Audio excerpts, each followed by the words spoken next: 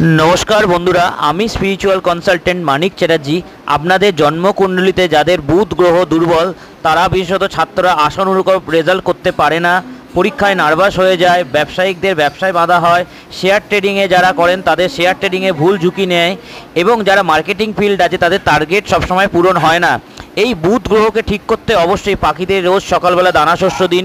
নিজের দাঁত ফিটকিরি দিয়ে মাজুন প্রত্যেক দিন, খাওয়ার পর একটু মৌরি ও মিশ্রি অবশ্যই খান।